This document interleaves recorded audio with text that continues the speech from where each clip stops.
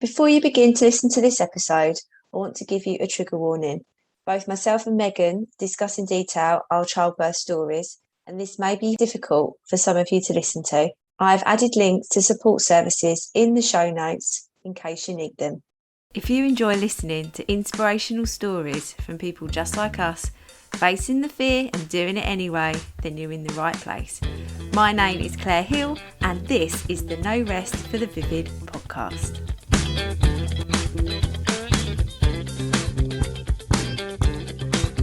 Hello, welcome to episode 5.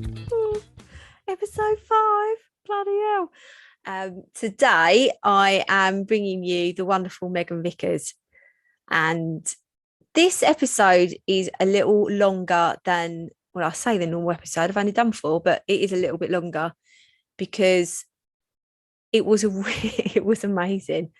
Her work and her book, which I've now bought, as you'll find out in the episode. I'm a shit podcast host. I'm not. I'm getting better. But I didn't buy a book before the episode, so I'm an absolute idiot for that. However, I have now got it. I have started reading it. I've bought it for one of my best mates who's going to have her baby soon. And this podcast just makes you feel so much better as a mum, as a parent. And the magic of this episode is Megan's work at empowering you as a woman in understanding your body. And let's be honest, we don't learn that much about the ins and outs of our body. And when you're pregnant and when you've had your baby, it's not really discussed as much as maybe it should be. Of the changes that you're going to experience. And I know personally, firsthand, I did have an assisted birth. So things were a little bit different to a totally natural birth. And because I have hypermobility, there were some issues afterwards. And I was just so scared all the time. And I wish I'd had Megan's book before and during that whole time. I'm very lucky to actually know Megan in real life. We went to university together, and I haven't seen her for years. But isn't it wonderful when you reconnect with an old friend and you start talking and it's like you saw each other yesterday? And I love her dearly. She's such a magical, beautiful individual. And I'm really, really, really chuffed that I get to share this episode with you. I get to share what magic she has in her brain. And also the fact that she's put some of that magic in her brain into a book that you can actually buy. And I will have all of the links in the show notes. And please do buy it if you are pregnant. And actually, let me say, even before the episode starts, we talk about a lady who was 71 that came to Megan for support. And what Megan says is that at any time after you've had your baby, not everybody, but most people will be able to heal after that birth. And it just makes me really excited about how my body is going to feel once I do the work in the book. So yeah, I'm really happy to be able to share the magic that is Megan Vickers, because she is one hell of a magic lady. And before I go, my best mate Bex has told me that I've not advertised my Patreon enough, or not spoken about it enough.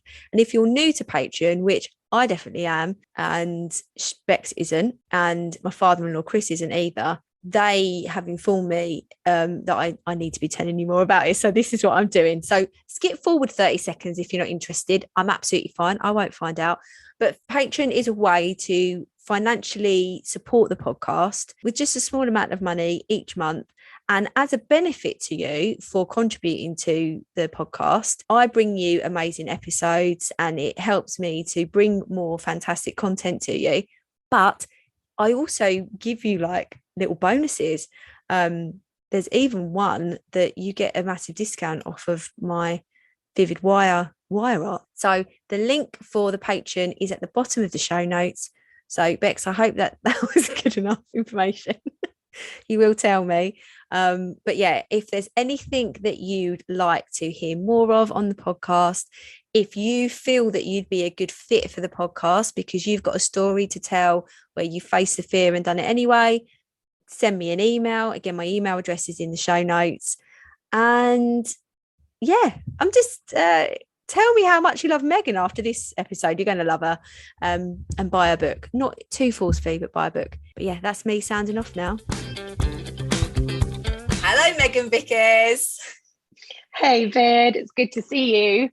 Oh, before we carry on, just say that my nickname, everybody, is Vid from my maiden name, and Megan is a real life friend, though we haven't actually seen each other in person for a few years. But Megan is a friend that I've actually seen in real life. We've cuddled, lots of cuddle, and you called me Vid. So before I don't think I've ever called you Claire, actually. No, there's only a few people that do now. I'm still, my friends here, I'm Auntie Vid to all their kids. Brilliant. That's cool. Yeah, and that's where the vivid comes from, everyone. So I'm so happy you said that you come on the podcast. Of course, I'd come on your podcast. I love it. Amazing. So for those of people that don't know who you are, what's your name and where do you come from? Well, Stilla, my name is Megan Vickers. So we met at uni when I was studying physio. I still am a physio, and now I specialise in pregnancy and postnatal physio. So the majority of people I see are women. I do see some men still, because my expertise is around the pelvis, and they have one too, and they get back pain too.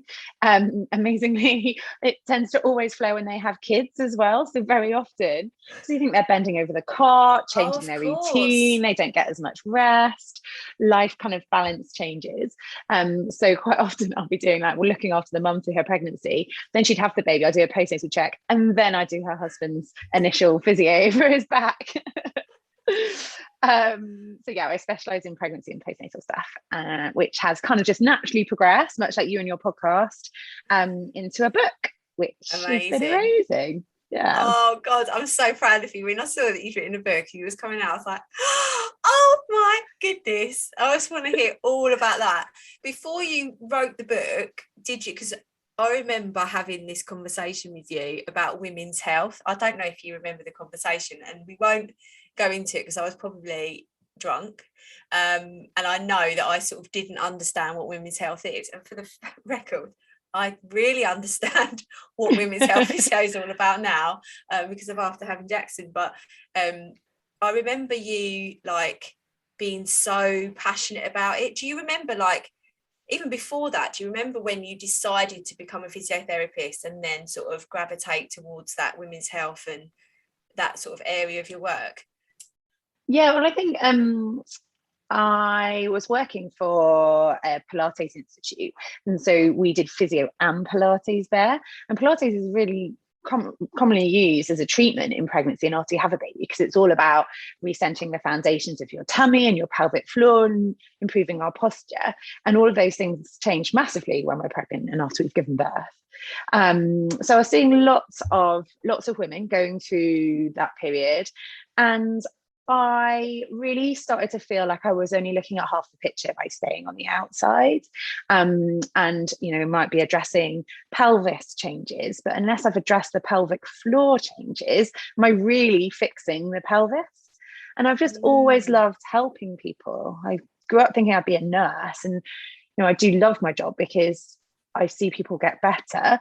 I hate my job when they don't get better because I don't feel like I've succeeded in what I wanted to do, and they're suffering, and I don't like that. So I always enjoy my job when I see people get better. And the amazing thing with pregnancy and after you have a baby is you get better. So I see myself as like a facilitator to that. You will heal, you will rebuild, you will grow stronger, and I can enhance that with you and teaching you and empowering you how to do that completely. So it was kind of at that time when I was teaching Pilates that I was like, nah, I'm missing a trick here. I'm not looking after that whole self. And so then I trained in women's health, and that was maybe 11 years ago now. And so for the record, women's health has recently changed and is now called pelvic obstetric and gynecological physiotherapy. Right, okay. We still call it women's health, so don't worry, you can still call it women's health. But I really appreciate the change, because a lot of people call themselves a women's health physio, much like I could call myself a men's health physio. I treat men, but I don't treat the whole of a man. And so I don't treat male pelvic floors, for example. And so in women's health, you can, you can specialize in looking after women, but not necessarily include that of the pelvic floor and the gynecological or reproductive system, all those sorts of things. So in pelvis, obstetrics, and gynecological physio, whilst it's more of a mouthful, it does kind of tell you what exactly I do, really. Anything to do with the vagina, the pelvic floor, the pelvis, the back, pregnancy, post-birth, menopause, perimenopause, postmenopause, like all of those things. Wow. Because the conversation, I think I didn't understand why you went into it. And I remember then you talking so passionately about how you give back a quality of life to these women that suffer. And then obviously and then I had Jackson, and then I now really understand that how debilitating it can be to have those issues after you give birth, or even just, I know someone that's recently had gone through a similar thing, and just getting that quality of life back, that you feel like a normal person's the wrong way to say it, but you're a bit more control, a bit of control over your body. Yeah. And you lose a lot when you can't engage in the sports and activities that you enjoy, and just day-to-day life. It's not day-to-day life. It feels difficult or laborious on your body just to be with your child and carry your child in the way that you wanted to, and take them for walks in the way that you wanted to. It feels like your body is not strong enough, and that is really impactful on both physicality, obviously, but also like mental health. It's really, really tough. And it's funny actually hearing, I think I do remember that conversation, because, and it's written in the very first part of the book, my friends all used to call me a fanny physio. Yeah, that's basically what it was down. It was like, why do you want to do that? That's just not like, I just don't get it. I know. And people would be like, do you touch vaginas and you get paid for it? Like, how many women do you think you fingered? And I'm like, this really, really isn't my job. I remember one friend saying, like, do you need an assistant? Like, can I come and like hold your gloves or something? And amazingly, 11 years ago, like pre-kids, pre-marriage, they were the questions. No one says those things to me now. No one does.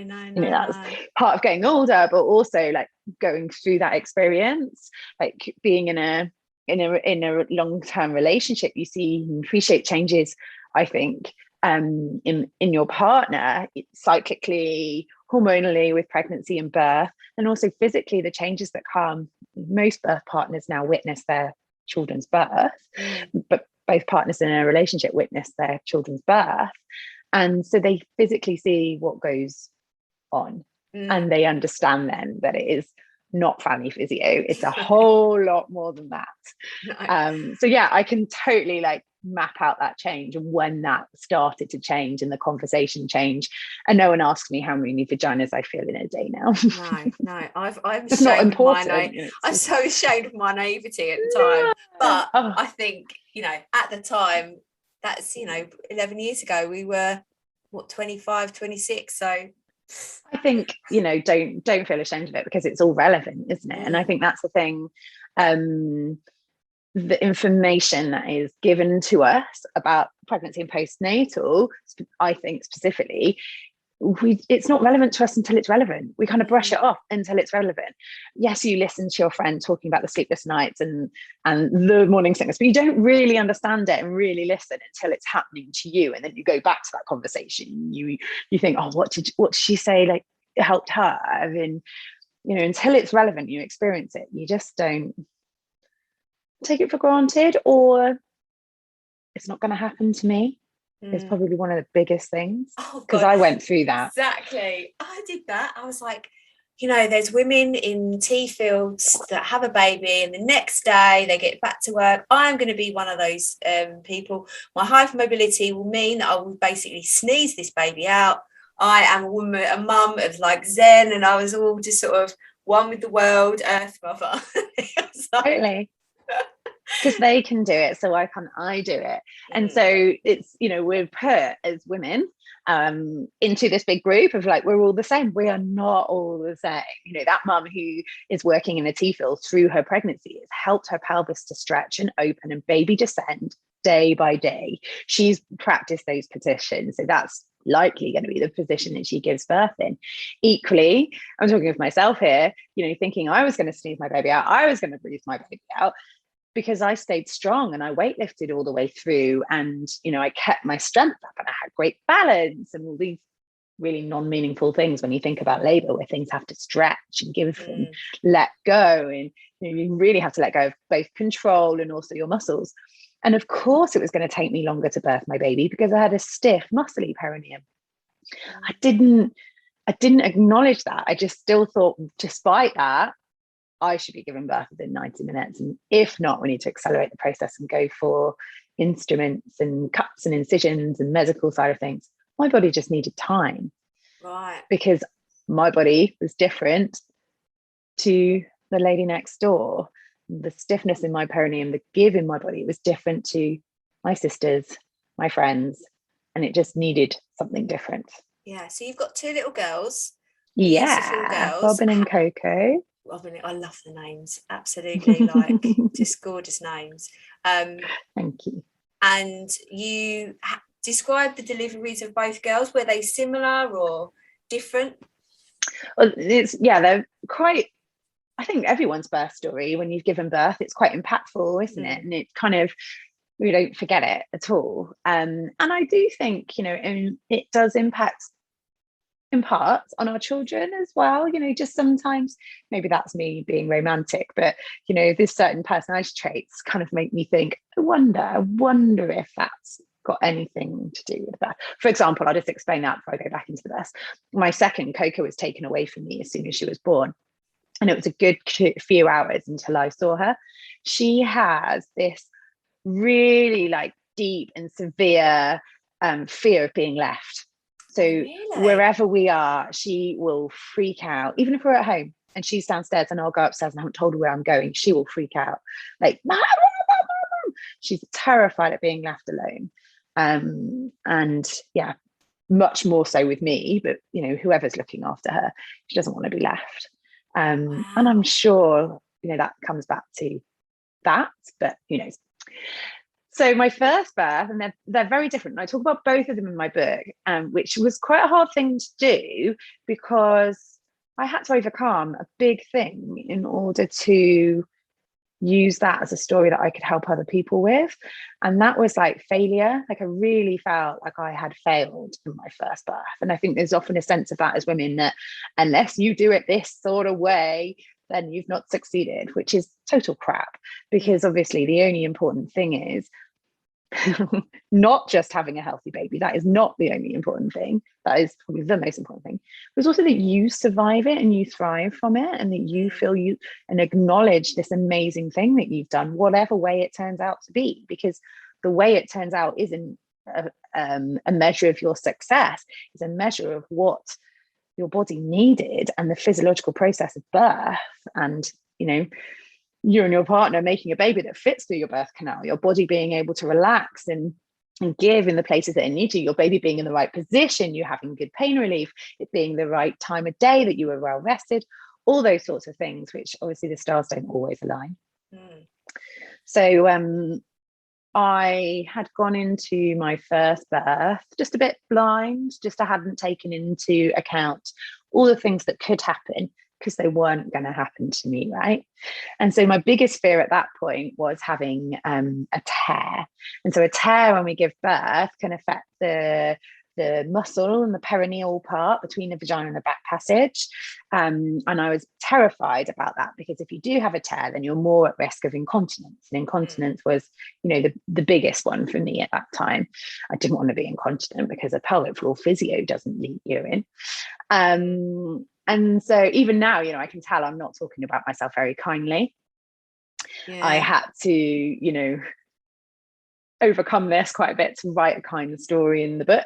And my friend picked it up. She said, all these women's stories, and what you're trying to say to women is just so caring and nurturing and empowering and lovely, but your tone changes when you talk about yourself. Wow. And if you want women to believe that they can feel empowered, that they can heal, and that they are deserving of all this process, then you need to believe it yourself. And I'm like, I know I'm not going to say I do, but I'm closer.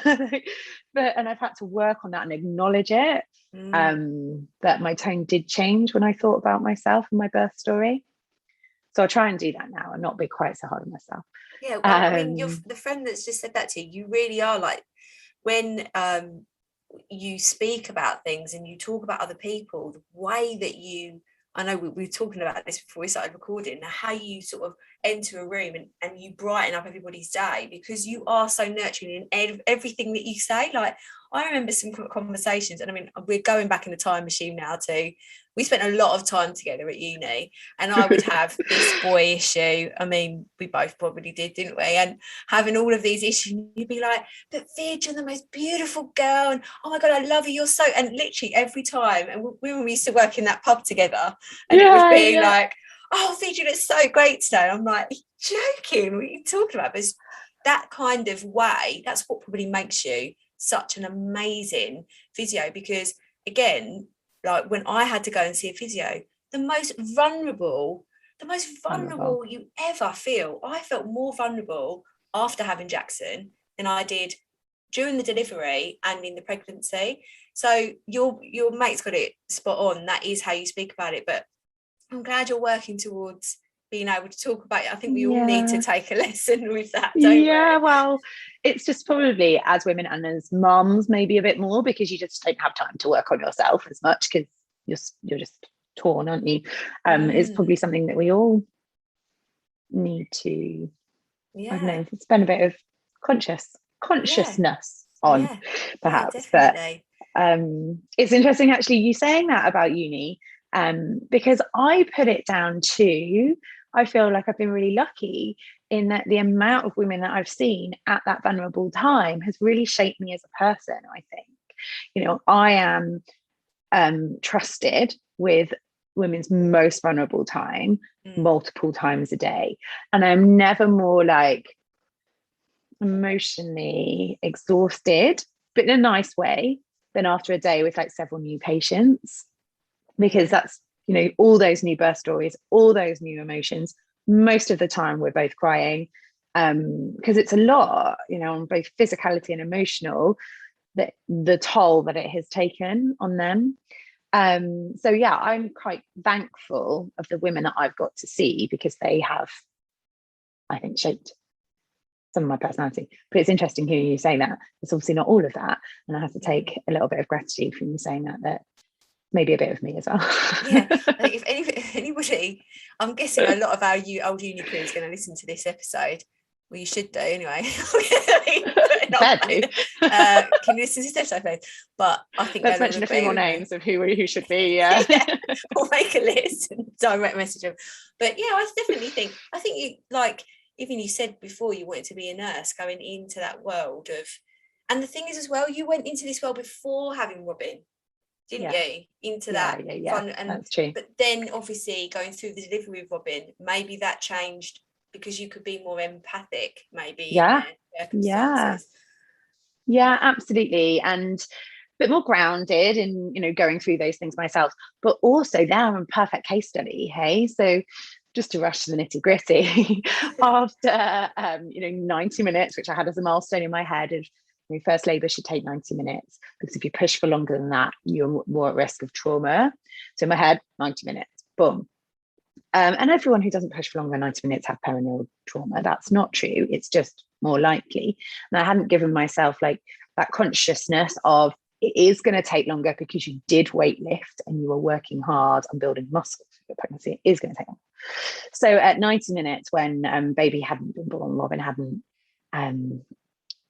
even, I didn't know this at that point, I've been pushing, but she wasn't even in my birth canal. And I only know that afterwards, I talk to women about this now, is the pain that came when I was in stirrups and literally about to be cut when she entered my birth canal.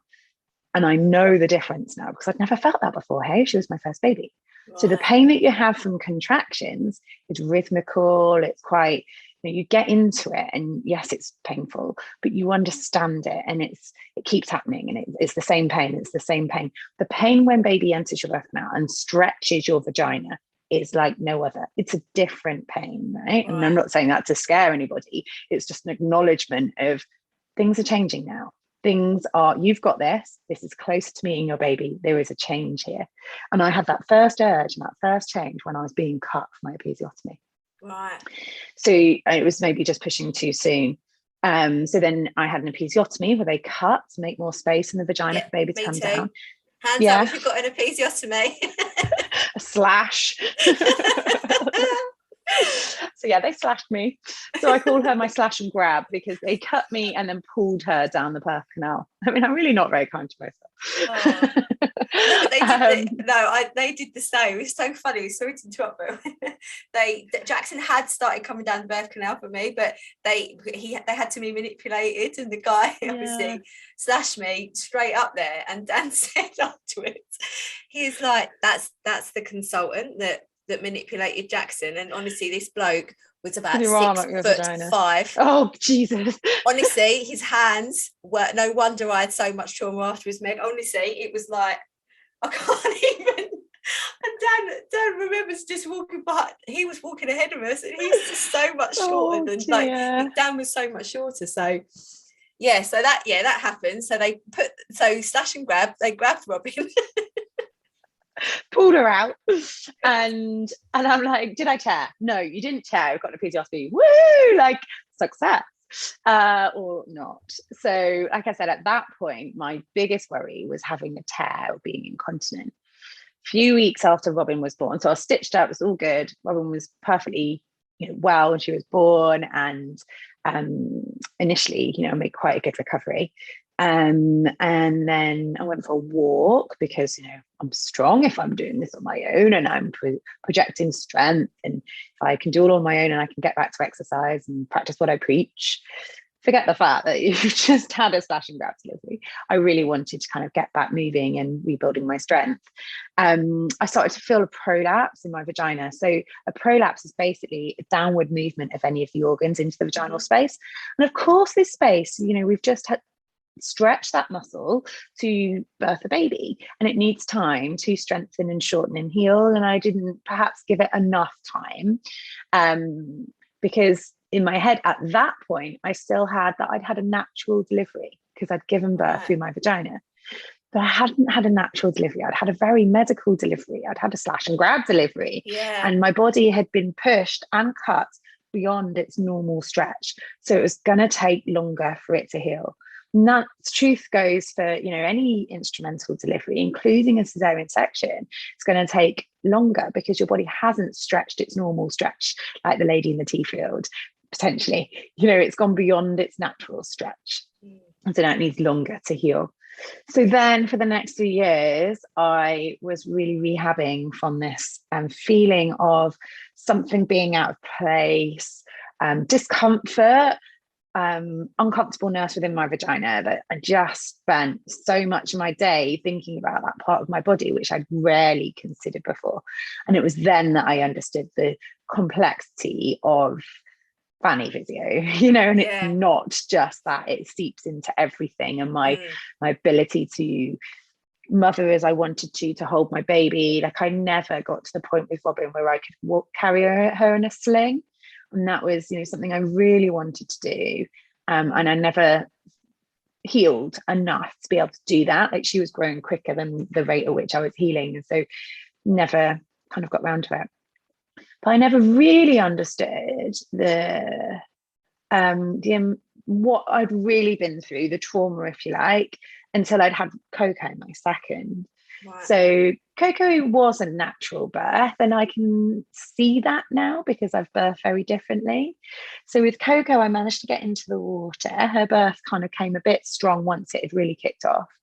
I managed to get in the water, but then again, it took a long time for her to come down. I was in the water for the maximum amount of time, which I don't remember what it was now. I think it's different in the water than when you're on land, and it's shorter for a second delivery as well compared to a first. First are meant to take longer. Right.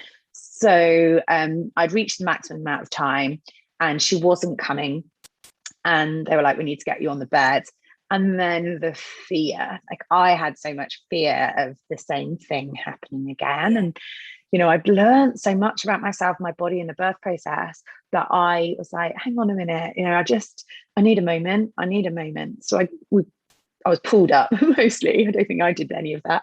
And I was like on my way out of the pool, and I just needed to like pause and take a breath and think about what was going on.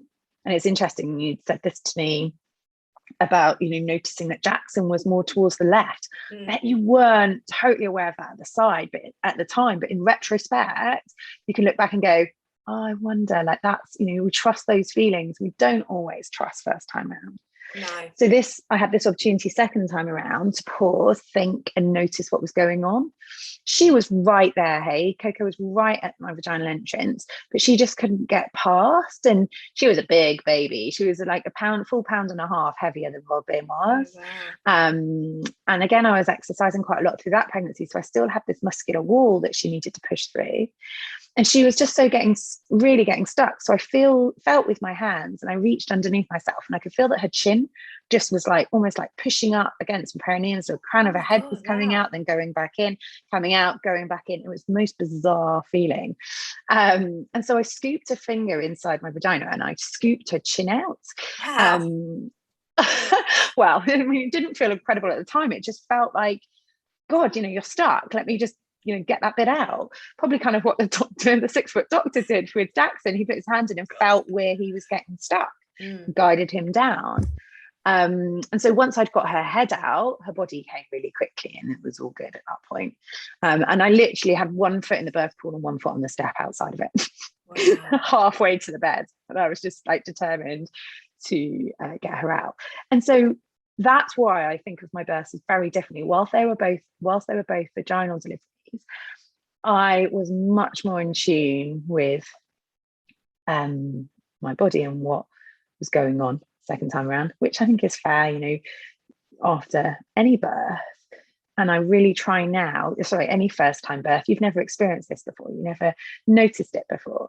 And I really try now, and I'm seeing mums who are pregnant, because I get that opportunity quite a lot in my job to help them prep for birth in a way that's less scary. It's not as scary. I try not to scare them, obviously, but I try and give them all of that information in a way that only you can feel what's going on in your body. And if you can't feel with your hands, or someone else to feel with your hands, and measure, like bring all that information that you have together to work out what you need, both in medical expertise, but trust yourself as well. Yes, you haven't done this before, but if you can identify what those feelings are, what that might mean, then impart that information to the midwife or your birth partner and who's helping you, because together that knowledge is probably going to ease the process.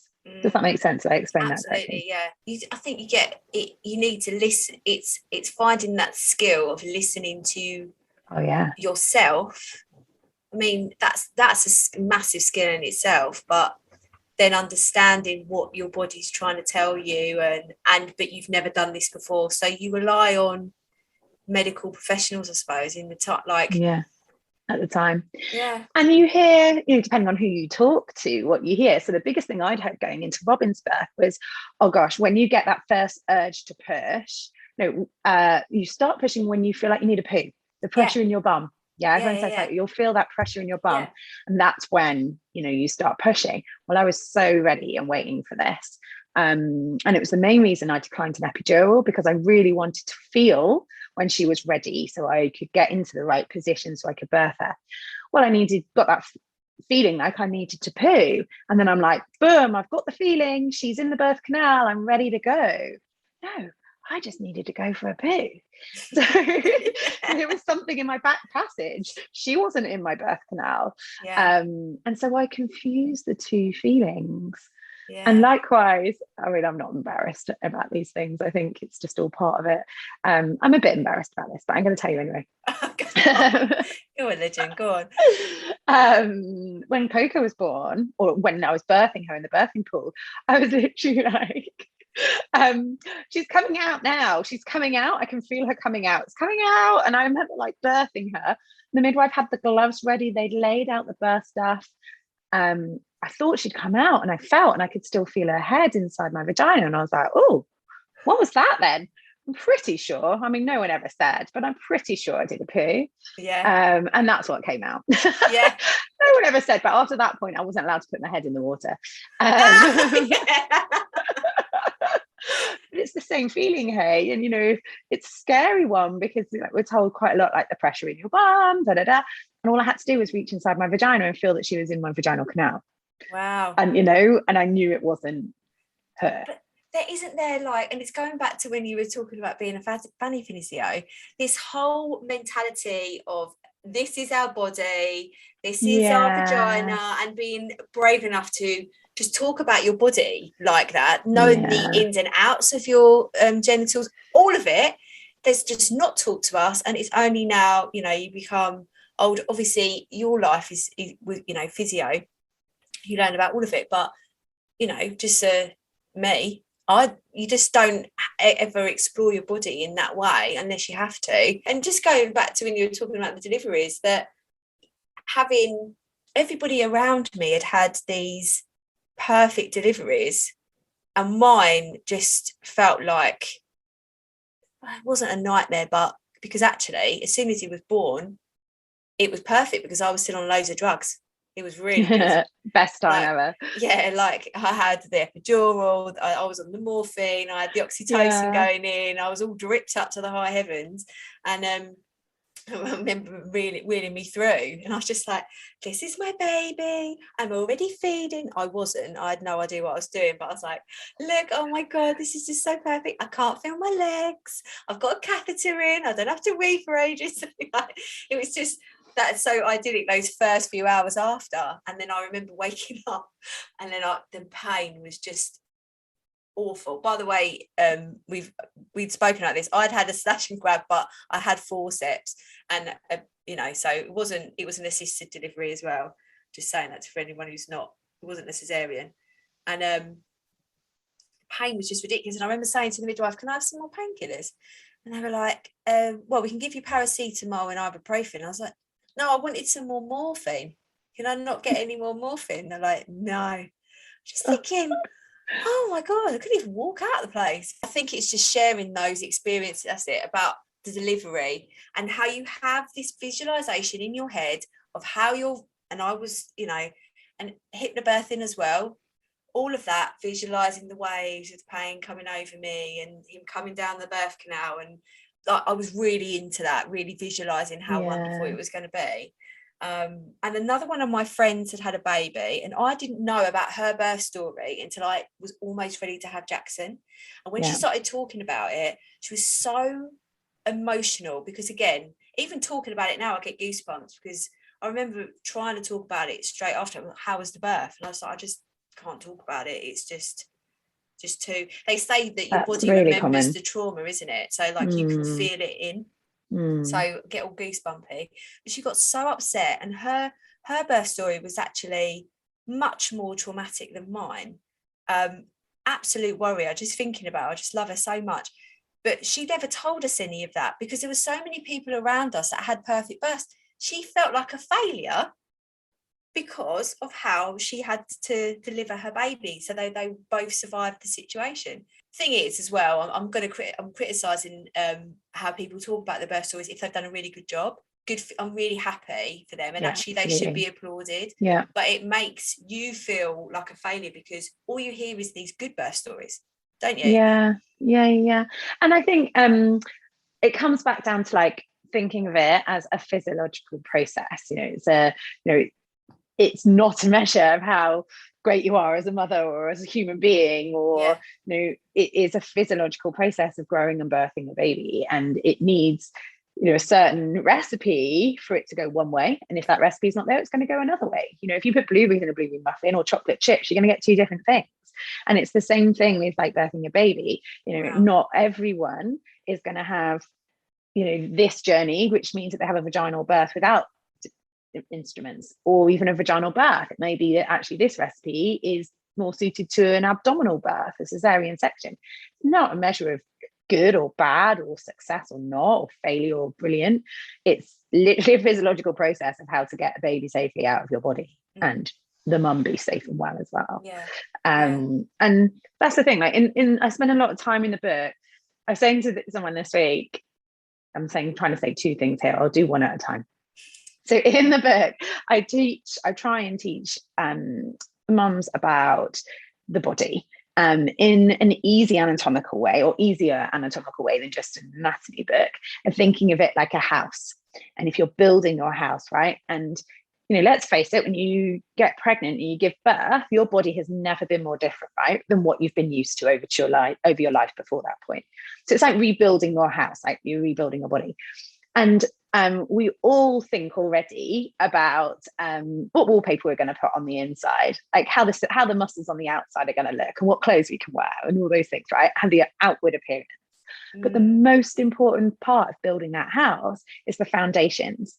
If you don't put down foundations, or you build a house on crappy foundations, no matter how good and expensive your wallpaper is, not going to be on the walls and the house falls down, right? Wow. So you need to build your foundation. Analogy, it's good, isn't it? So good. I love it.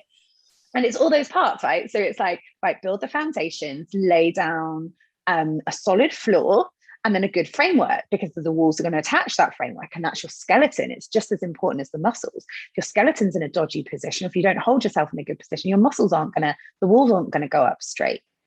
So then you put the walls on, right? You build the bigger muscles on the outside. So just doing pelvic floor exercises is not going to bring you the most strength that you need to pick up a baby, to carry a baby in a sling, to push a buggy, to live your life. You need other muscles as well. So then they're the walls on the outside. You put that all on. And then the roof, that comes from your diaphragm and everything on top of that. Again, your posture and things like that. So now you have this solid home built on good foundations with a good structure around it, walls and a roof. But it's still not habitable because it's got no water and no electricity, right? So you still need those things. So you need to put into your body the fuels that it needs to work. We need to heal, right? And we need this real emphasis on nutrition after we've given birth, after we've been pregnant. We can't eat what we know is good for us when we're pregnant, because the body just rejects it, right? I know very few people who've been able to eat their ideal diet when they're pregnant. My first was grown on a 50% hula hoops, and the other 50% was salt and vinegar McCoys. And that was all I ate when I was pregnant. Yeah. Jackson was grown on chocolate. By the kilogram. Yeah, exactly. You wouldn't, if you were advising someone who was pregnant, that's not what you'd say. You're like, eat well, eating for you and your baby. Yeah, I'd cry I would cry if I didn't have chocolate in the house. Like, if I couldn't put my hand on at least a kilogram of chocolate, that it was bad. Or donuts as well. I started crying once in Aldi because they didn't have any donuts. Yeah, I cried once because James didn't peel the potatoes before mashing them, and I just wanted mashed potato without skins in them. And I cried. Does he do that now? No, I couldn't let him do that now. I mean, that's just a stupid thing to do, isn't it? I don't want to be picking skins out of my mashed potato. No. I suppose it's efficient, but yeah. What I was going to say was, I saw it this week, actually. I was talking to someone about, she's doing some research on menopause, and there's 2 books that she recommended around that time. And one was this really in-depth book called Perimenopause Power. And I think the other one, I'm pretty sure she said, was like Me and My Menopausal Vagina. And she just held them up so I could see the difference in the size. Like, the first book was about the same size as my book. The other one was like half the size. And she was like, I was like, oh God, of course, a mom looking at healing and rebuilding, they might need a quick go-to guide. It might be better to just consolidate everything I've put in like a really quick go-to manual that they quickly look at. But then you don't learn about your body. You skip that opportunity to get to the end result without the learning. And it's just been something I've been thinking about this week. A good chunk of that first bit is teaching you about your house and how to rebuild it, so that you put the importance on each of those layers. And I think that does add value to understand what happened as well in the birthing process, especially if it hasn't gone the way that you feel it could or you wanted it to go. So how did you get into the position to write a book? Like, you must have been, I mean, I'm writing a book at the minute and I'm absolutely shitting my pants. I didn't know that. Yeah, but it's like, it is one of those things that I just really, really want to do. I haven't got a publishing deal. I'm not writing it for that. I'm writing it for me. But how in that position, how did it come about, the book? Were you asked to do it, or did you feel that you really had a lot more to say than, you know, that you could at that time? Yeah, I mean, I love this story and I'm so happy to talk about it. And I don't think that's me being fat-headed. I think it's just more that I, as a physio, never thought I would ever write a book, and it's happened. And now I'm like, anyone can literally do anything. Like, if I can write a book, God, people can do anything. I find that like really amazing, because I'm not an author. Well, I am apparently, but I'm You not. are, Like, yeah. you know, I am, but I'm not. You know, I'm just a physio, and now I'm an author as well. And so basically, it all came about. We were James, my husband's friends, who his parents had this kind of like farmland in Oxfordshire, and we were all there sitting around a campfire. And I was talking to his mum, who had just retired as a GP, and I think I was recently had Coco, my second, and so we ended up talking about birth. And we just spent ages around the campfire, you know, having a glass of wine. I don't really remember what I talked about, but we were chatting and chatting and chatting. And at the end of it, she just put her hand on my shoulder and looked me in the eyes, was like, you have to write a book, in a way that, you know, people like tell you to do something and you feel like, right, okay, I need to do that. She's like, you need Like to write a book. Jedi mastermind, sort of like, yeah. You will write a book and like wave You your will. hand over your face. Totally like that. And I was like, no, you know, people don't want to hear what I've got to say. And she was like, they do. Like, I've spent 45 years as a specialist in family planning, as a GP practice. I can't tell you how many women I've seen through this process. And I didn't know this. And if I didn't know this, then they don't know this. Wow. You need to write a book. I'm like, oh, okay. Well, if you're saying that, then maybe I do need to share that information. It's more of like a duty that I need to share. I've got something to share, right? So I started writing a book and realized it's something that I actually would like to do. So I started writing a book, and it's probably worth saying that I did do English and art at A level, neither of which are sciences. And apparently you need sciences to do a science degree, which is physiotherapy. So the first time I applied for uni, I got rejected, like massively rejected, because I'd done art. So I hadn't done I've just science. remembered that you're a year older than me, aren't you? Yeah. I remember. So I resat sciences. So I went and I bumped up my biology grade and I bumped up my maths grade, because physio is a bachelor in science, not arts, and all the unis were laughing at me. So I loved writing the book. Like, I sat down, you know, and all that creativity that I obviously hadn't been using all that much, it all came out, you know, the arts and the English literature. Like, I was just loved writing the book. And then we went for dinner at one of James's friends' restaurants, and he was like, I'm writing a book too. Like, here's his recipe book. So we were talking about that. It's like, have you got an agent? I'm like, don't be ridiculous. Who has an agent? He's like, I've got an agent. It's great. Best thing is being able to say you've got an agent. Brilliant. Like, oh, how do I get an agent? He's like, well, you won't get a book deal without an agent. I'll put you in touch. So he did. First person I spoke to, who was like, you don't need me. I don't talk about vaginas. You need this person. This is Charlotte, who I call like my Charlotte. She's just been incredible. She was pregnant with her little boy.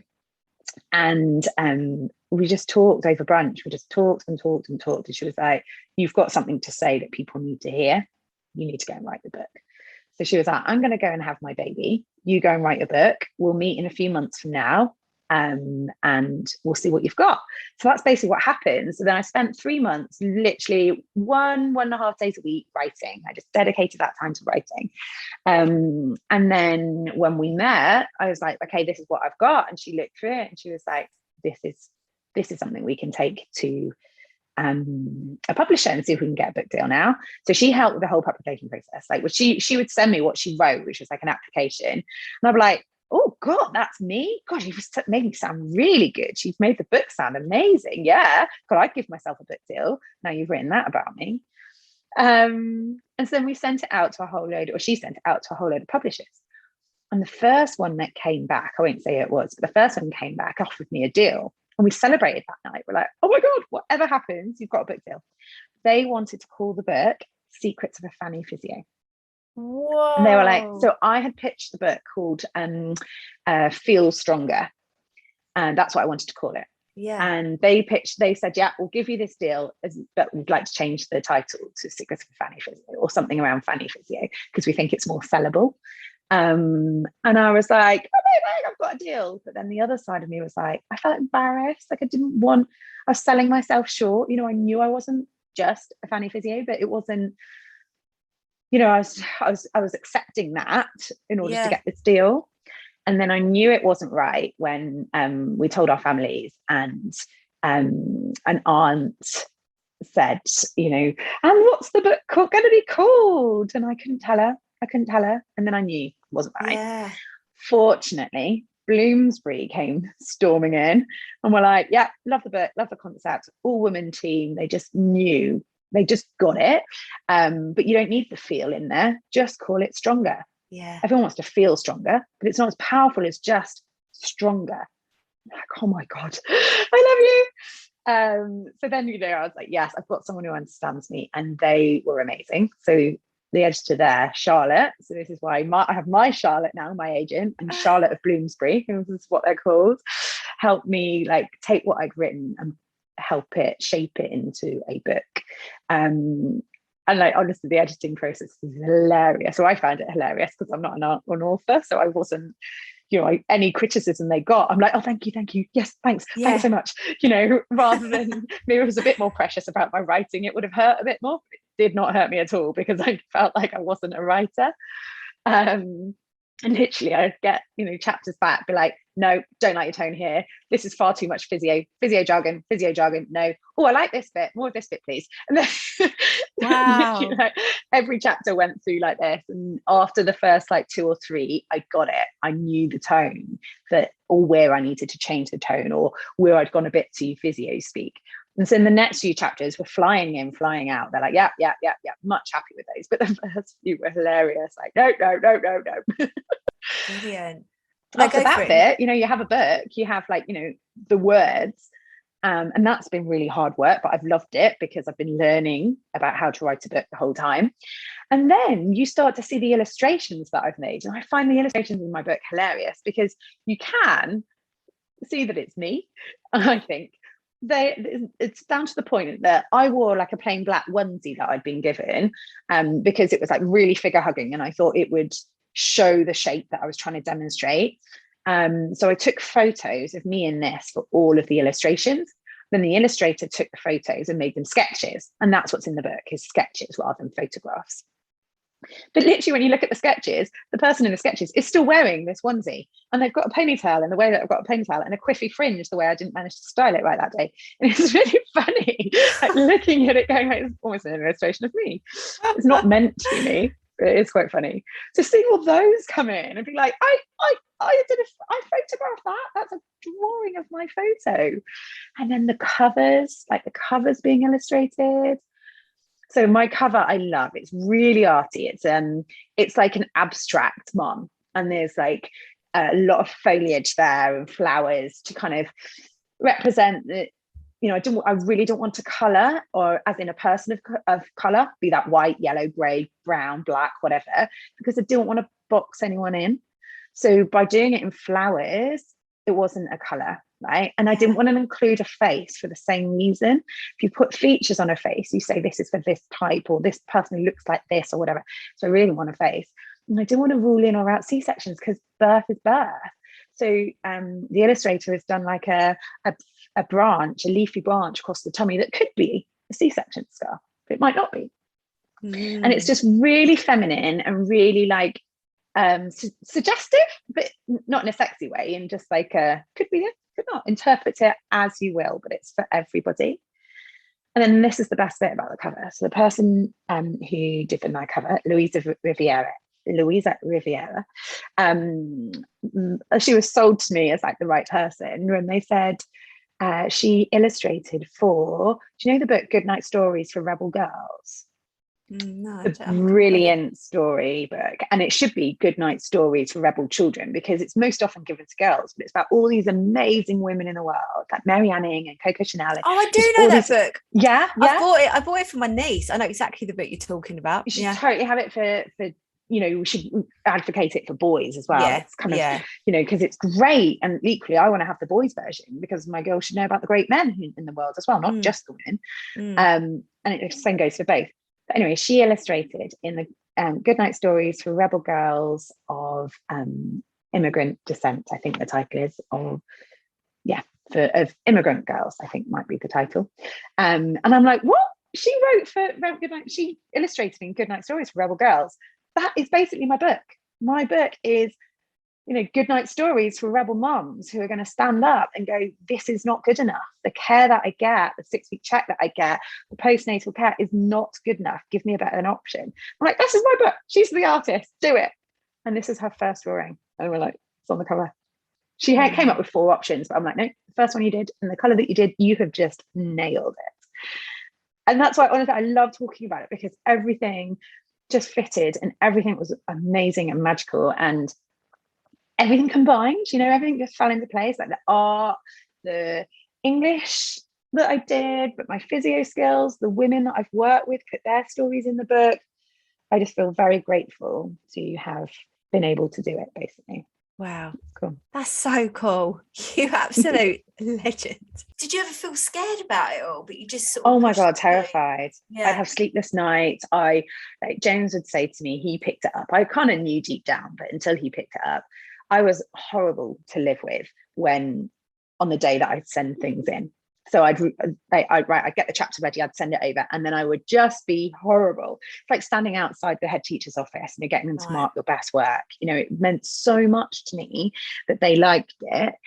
Bloomsbury, the editors liked it because they had all the knowledge, right? I felt like I didn't have the knowledge. They knew how to get it to market and for people to be the version that people could use and would be the most helpful.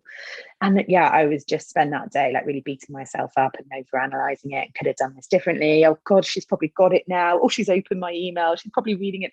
I'd really beat myself up about it. And this is why I'm so passionate and excited about the process, because I'm like, I'm not a celebrity. I am just a physio. And I wrote a book, Vid. I wrote a book and it's on the shelf in Waterstones, like down the road. Like, nuts. So crazy. It's so amazing though. I'm like just buzzing with happiness for you that you did it. That you pushed. And I think it's acknowledging, this podcast is all about feeling the fear and doing it anyway, but that on the other side of feeling that scared about the vulnerability of putting your brain onto paper through words and then sending it off, because the thing is as well with your physio work, straight away you go, does that feel okay? Do you feel pain? So you're getting that instant feedback, and with this you're not getting it. And then once it's published, is anyone going to buy it? What are the reviews going to be? So it's really scary. Did it all, but you did it all, and look what you've given to all these women. It's like such an amazing gift, and I feel really shit that I haven't read it yet. I'm so shit. Bloody new podcast. I'm an author one. I've not even read the book, but I'm going to buy it straight after this, and I'm going to buy it for my friend who's like, her baby shower's tomorrow, because she will devour it. And I think because even though I'm 3 years down the line of having Jackson, I hopefully one day I might be able to have another baby. And I need to know, I need to be better prepared. And I don't want to go down that anyway. Says it on the cover as well. I really wanted to make a book that was like not just for someone who has just had a baby. Your baby might be 6 weeks, 6 months, 6 years, 16 years old. Unless you've healed and rebuilt after pregnancy and birth, unless you spend time and focus on that, have you ever? We're always postpartum. It's like going, right, I'm not going to go to the gym because I never have. And I could have started back then, but I didn't, so now I can't. Like, you can heal and rebuild at any point. It doesn't have to be immediately afterwards. It's just working out where your priorities need to be, because your body would have gone through a bulk of the healing, but there might just be a little bit left, be that scar tissue or be that full closure of your pelvis. And because you're hypermobile, you'd have to work harder to get that closure of your pelvis. Things which like, I'm fine in my pelvic floor unless I wouldn't go on a trampoline, or I wouldn't run on day 1 of my period, like those sorts of things. But they are warning signs that actually things aren't 100%, and you want to try and just address those things as soon as you feel capable enough to do, whenever that is. Go on, I was going to say, hearing you, like in my head, I have this little tally, right, of my book sales, because they won't tell me until I get to 6 months exactly how many have sold. So every time I hear someone in my head, I'm like, okay, well, now that's 11. Okay, 12 definitely, 13 for sure. And James is like, this is just ridiculous, because like they told me, a little bit down the line that so how many had left the warehouse, and it was a couple of thousand, and I was like, okay, well, I don't go, that's great. In my head, I'm still like got this mental tally. Okay, 1, 2. But they've already paid you, so Go on, whatever. This is the other thing. This is like this mad imposter syndrome. I am terrified, and I actually say this out loud, that they're going to ask me to pay them back. Are you joking? Oh, my love, they're not going to. I've even read it and I know it's amazing, because the thing is that with all creation, what you're doing is putting what you feel passionate and joyful about into something else, and then people can suck that joy. And I mean, through your book, you're empowering women with getting to know themselves and their bodies and how they work and how they can heal. Like, there's nothing, that's an amazing gift. That's better than a wire flower. But if you would like to buy a wire flower, I do have some on my website. but how nice, as a new baby gift, my book and a white bit of wire art, that's like the perfect gift, isn't it? Yeah, well, she's already got loads of that. That's why I'm going to get this book. Hopefully Amazon does it, or Waterstones does it, like one day. I'm on Amazon. I'm on Amazon. You are on Amazon. Put my name into Amazon and I come up. Oh, my life. No. It's amazing. Yeah, you can buy it anywhere, which is just amazing. Like my local bookshop, everyone's local bookshop can get it for them. Like when they see it there, I'm just like, that's me. That is you. You wrote a book, you're an author, you got a publishing deal, you got a book agent. I've got an agent. Oh my God, I'm just so buzzing for you, honestly. It's just, thank you. I couldn't think of anyone better to become an author that didn't think they could be an author. So you're amazing. That means a lot. Thanks, good. Oh no, I just think, yeah, well, we've not, like we've said, like life changes, but we've known each other for almost 20 years. Can you believe that? That's crazy. I mean, now I just feel old. Yeah, I know, but we're definitely not old. I mean, some of the capers we've got up to, but it's just, I think, growth and just appreciating how you've just become just such an amazing inspiration. Like, people will be listening to this and they are going to be so inspired by you and go and buy the book. Nice thought. But I think it's also just having an idea of how somebody could feel, and knowing that you've been through in a similar situation, but how the quality of life of how you can give that back to somebody, and then you've sat and written it down of how then anybody in the world can feel like that. That's just really, really important. Really, really amazing. I need to write this down, but I feel like this kind of summarizes it a bit. It's a lady that I had this week for the first time, and this is how my life goes, which is why I love it. Like, she was recommended by someone who'd seen me and I'd helped them, and so then she said, you must go and see Megan, and I just love that. So this lady came to see me. She is 71, and she came to see me this week on this recommendation. And she walked in, I could see she was looking quite nervous. It's hard because we're all still in blooming masks. I could see that she was looking quite nervous.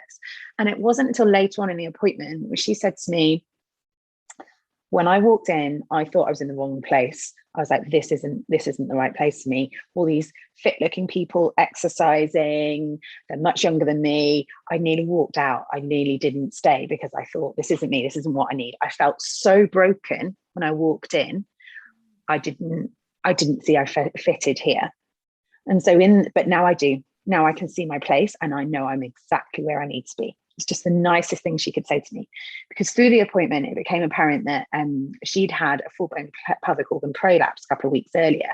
So just completely innocuous. What had happened to her was that she felt, the way she put it to me was like something gave way in my undercarriage. And since then, something's been hanging at the entrance of my vagina and I don't know what it is. And I'm terrified and it feels broken. And she was really emotional, like really upset about it, obviously.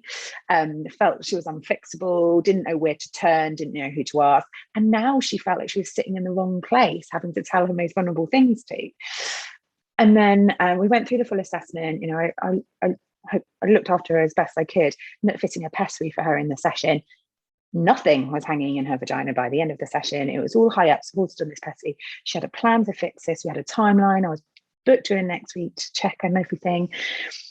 I felt quite proud of like how the session had gone, because I felt like, you know, I'd fixed something. But the way that how grateful she was to me at the end of the session, and what she said to me about feeling broken and not in the right place when she walked in, and to the emails that she sent me afterwards, is like how much more positive she feels, and how kind I'd been to her. That was what she said in the email. Thank you for your kindness. And I honestly, don't cry. I didn't think you could see. I was trying to hold it in. It's so like that is like amazing, isn't it? I think it's just the fact that I think because I've been in a similar situation, you're so vulnerable. Like you're sitting there and you're talking to an absolute stranger. Like there's something not right. I am like, and I could never describe how I was feeling. And I remember our friend Laura, who's also like does a lot of women's health over in Ireland, and I'd spoken to her, and she texted me saying, I can't remember, I've probably still got the conversation. She said something and I replied in her terms and not in a vid way. So she was like, there's something up. And and then a couple of weeks later I texted her about something else, and then she was like, do you need to call me? Like, do you need to talk to me on the phone? And I was like, I don't know, do I? She went, well, I think there might be something up. And she'd sort of guessed it. I mean, obviously she knows me, but the fact that you do this day in, day out is because you must understand and feel how people are feeling before they walk in. And the fact that, you know, you're saying you knew that she was nervous, but you're sitting there, it's so vulnerable. Like I've never felt more vulnerable than being examined after I've had Jackson. And actually in every single appointment I had to take him, and he screamed his freaking head off every single time. So it's not like it wasn't a therapeutic kind of time anyway. And this is the thing, it's, you know, if you have to go to the NHS, but if you can read a book that can prevent or help to prevent any of that, but it's just when you're talking about it, like that poor woman and how scared you feel, because you can't see what's going on, you don't understand what's going on. No, absolutely. And then when you do understand, that is the empowerment. That is why I don't think I'll ever make a shorter book. I'm really sorry, but I'm going to keep it the length it is, which isn't that long, but it's definitely not a 1 day read, or 1 hour read, because we've got to understand. And then we kind of, the fear goes or is lessened, the appreciation of our bodies and what it has been through, maybe not yesterday, but like for this lady 41 years ago, what she'd been through and maybe why it was showing up now. And she talked about conversations with her mother, and that she recalls like 40 years ago, saying things don't feel quite right, and her mother saying to her, oh, it never will, darling, you've had a baby. And that's it, you know, that's the end of the conversation. So things, you know, that's only 40 years ago. It doesn't sound that long ago. Things has gone from nothing to now you can have physiotherapy. It shouldn't feel like a big thing. You know, if there is an injury there, you can have therapy to help you to fix it.